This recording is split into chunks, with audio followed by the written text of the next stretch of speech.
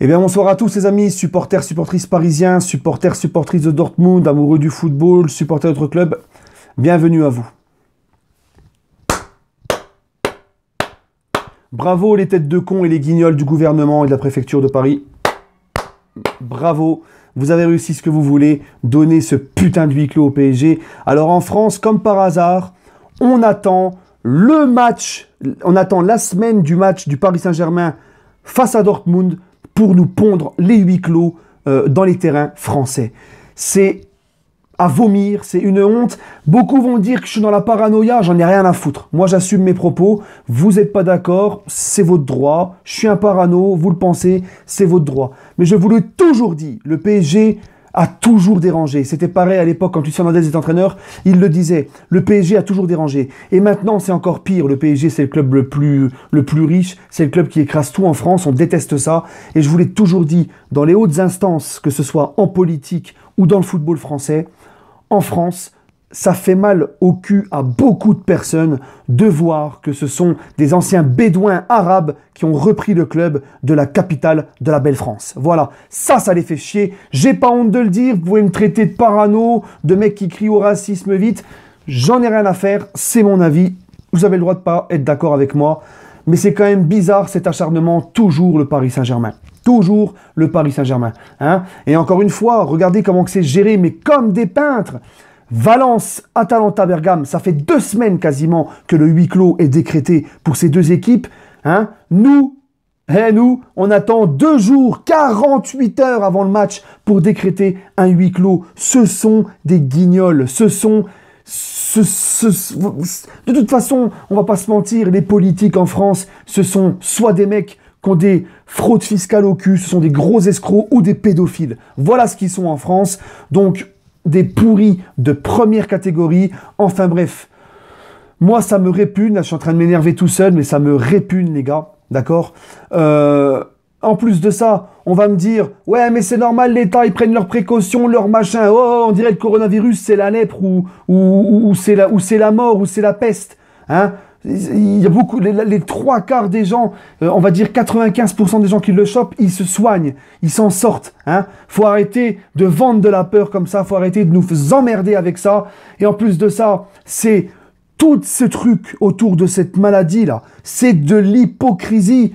Parce que ils nous font croire qu'ils font une vigilance pour éviter la propagation du virus, qu'ils font une vigilance, mais c'est une vigilance 2.0. Disneyland, il y a des centaines de milliers de personnes qui vont à Disneyland en quelques jours. Hein, dans une journée, il peut y avoir je ne sais pas combien de milliers de personnes à Disneyland. Disneyland continue à fonctionner. Hein, il est encore ouvert hier tranquillement pour la fête de la femme, tout ça. Disneyland, il n'y a rien. Parce que quoi? Parce que Disneyland, ça apporte de la thune aux caisses de la préfecture, etc. Ce sont des hypocrites. C'est toutes leurs mesures prises. C'est quand, avec ce qu'ils les arrangent. Et ce n'est que de l'hypocrisie. Que de l'hypocrisie. Dans le métro parisien, tu as des milliers de personnes qui prennent le métro chaque jour. On ne fait rien. On s'en fout, on laisse. C'est pareil pour Disneyland. C'est en plus beaucoup de touristes étrangers. Hein, mais là, bizarrement, on dirait que dans la maison de Mickey, le coronavirus ne rentrera pas. Hein, c'est une supercherie sans nom, on se fout de nos gueules et franchement c'est scandaleux. Maintenant, qu'est-ce que vous voulez qu'on y fasse?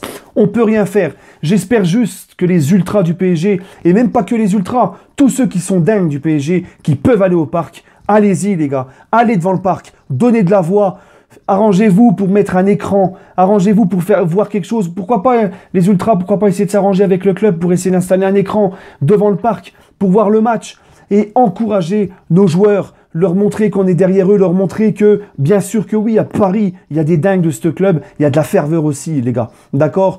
Parce que là, ça va trop loin. Maintenant, les amis, voilà, ce putain de huis clos est décrété, ça nous pendait au nez, je le sentais gros comme une baraque depuis quelques jours. Le huis clos a été décrété. Maintenant, les gars, je veux que les joueurs s'adaptent. Je ne veux pas que les joueurs se mettent dans la tête que c'est déjà terminé parce qu'il n'y a pas les supporters. Je ne veux pas qu'ils commencent déjà à se trouver une excuse. Hein. Moi, je vais toutes les semaines faire des soccer avec des potes d'enfance. Il n'y a aucun spectateur. Le seul spectateur qu'il y a, c'est le Marcel qui lave les chiottes et les vestiaires du soccer. Hein, il n'y a personne. Pourtant, ça ne m'empêche pas de tout donner et d'avoir la haine de la défaite. Tu vois, je ne veux pas repartir avec la défaite, je déteste ça. Tu vois, donc les joueurs, c'est pareil. Oui, les supporters, ça t'aide énormément à te transcender et à aller chercher ta victoire. Mais c'est comme l'excuse de la Ligue 1 pour le PSG en Ligue des Champions. On sait que la Ligue 1, ça jouer dans un gros championnat et être tous les week-ends au taquet pour pouvoir être champion ou quoi, parce qu'il y a de la concurrence, oui, ça te facilite pour aller loin en Ligue des Champions. Oui, c'est une des causes qui font que ça te prépare pour la Ligue des Champions. Mais ça ne fait pas tout. Regardez Lyon contre la Juve, regardez Monaco en 2017, etc., etc. Eh ben, c'est pareil pour le public. Le public, ça fait partie des choses qui te font gagner, qui vont t'aider à gagner, mais ça ne fait pas tout. Donc, j'espère que les joueurs vont s'adapter, ne vont pas commencer à trouver des excuses et à ne rien branler sur le terrain parce qu'il n'y a personne derrière eux. Hein, ça, je n'accepterai pas non plus, les gars. Les gars, demain, les supporters ne sont pas là, mais il y a des caméras, tout le monde entier va vous voir.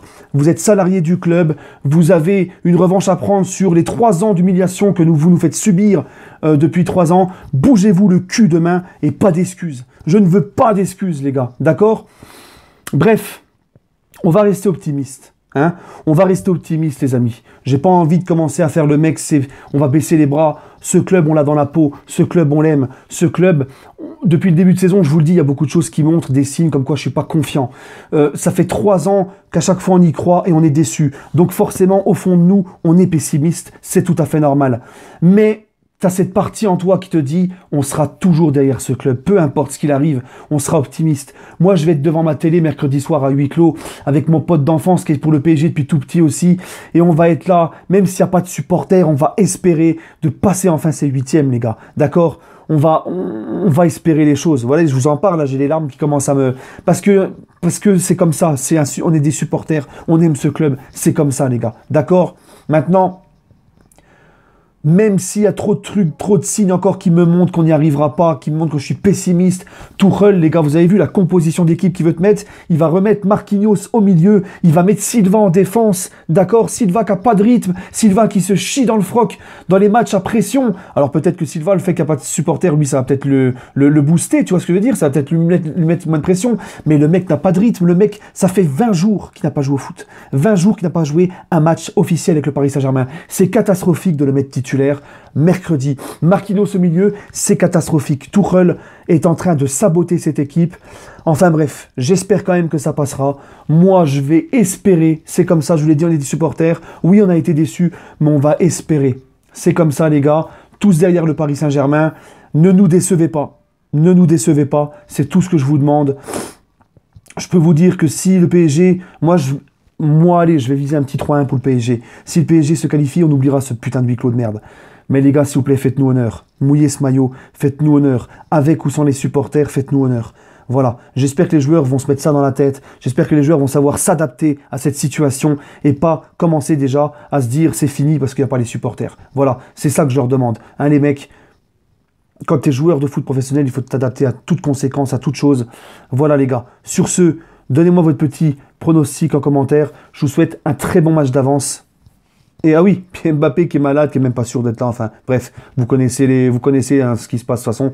Autour de notre club, on n'a jamais de chance. C'est comme ça, on est maudit. Bref, les amis, avec ou sans Mbappé, c'est pareil. Il faudra se sortir les doigts du fion, les gars. Hein, on a réussi à faire un match énorme au parc contre le Real. Alors certes, c'était que en poule. On a gagné 3-0. Il n'y avait pas Mbappé, il n'y avait pas Neymar. Donc, zéro excuse. Hein. Non, parce que je connais, il y a des gens, ils vont commencer déjà à sortir des excuses. Si on perd, c'est à cause du huis clos. Si on perd, c'est parce que Mbappé n'était pas là. C'est bon, stop. Fini les excuses. On veut des actes, on veut des hommes sur le terrain. Voilà. Bref, sur ce, prenez soin de vous et allez Paris.